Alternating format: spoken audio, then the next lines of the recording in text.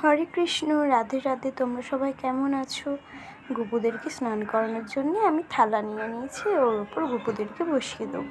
আমি গোপুদেরকে গামলিতেই স্নান করাতাম, কিন্তু ভিডিও করার পর দিয়ে আমার মনে হতো যে তোমরা দেখতে পারো না ভালো করে গামলিতে স্নান করালে, তাই জন্যই থালাতে স্নান করানো শুরু করলাম।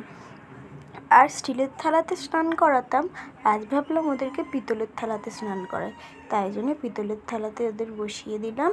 আর এই ফুলগুলো আমার এক ভাই আমাকে এনে দিয়েছে। গোপুদেরকে রোজ রোজ আমি ফুল দিয়ে সাজিয়ে স্নান করাই, তাই জন্য ওরা দেখতে পেয়েছে, তাই জন্যে এই ফুলগুলো এনে দিয়েছে। এই ফুলগুলোর নাম আমি জানি না, নয়নতারা ফুলটার নামই শুধু জানি।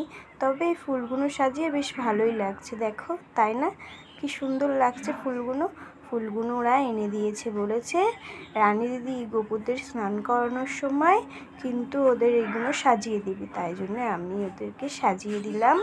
এবার ওদেরকে আমি স্নান করাবো, সাজিয়ে দিয়েছি। এবার ঘটিতে জলও নিয়ে নিয়েছি, তুলসী পাতাও দিয়ে দিয়েছি। এবার ওদের আমি স্নান করাবো। চলো, স্নান করানোর আগে ওদেরকে একটু চন্দন মাখিয়ে দিই। চন্দনটা মাখিয়ে দেবো অল্প করে, কারণ এখন ঠান্ডা ঠান্ডা ওয়েদার আছে, একটু কিছুদিন ধরে বৃষ্টি পড়ছে, তাই জন্য এখন ঠান্ডা ঠান্ডা ওয়েদার আছে, তাই চন্দনটা একটু অল্প করেই মাখাবো। মাখিয়ে একটু শুকিয়ে গেলে স্নান করিয়ে দেবো ওদের। চলো, চন্দন মাখানো হয়ে গিয়েছে। এবার ওদের বুকে একটা করে তুলসী পাতা দিয়ে দিই। তুলসী পাতাগুলো শুকিয়ে গিয়েছে, তাই জন্যে ওই রকম লাগছে দেখতে। ওদের বুকে একটা করে তুলসী পাতা দিয়ে দিলাম। এবার চলো, চন্দনটা শুকিয়েও গেছে, এবার ওদেরকে স্নান করানো যাক। এই যে ওদেরকে আমি স্নান করাচ্ছি, ভালো করে স্নান করাচ্ছি। ওদের এইটুকুনি ঘটির জলে স্নান হবে না, আমি পাশে জল রেখেছি, সেখান থেকে জল নিয়ে ওদের স্নান করাচ্ছি, কারণ এইটুকুনি ঘটির জলে ওদের স্নান হবে না। দুটো গোপু তো, তাই জন্যে। একটা গোপু হলেও স্নান হতো না ভালো করে, তাই জন্যে পাশে জল রেখেছি, সেটা দিয়েই ওদের স্নান করাচ্ছি।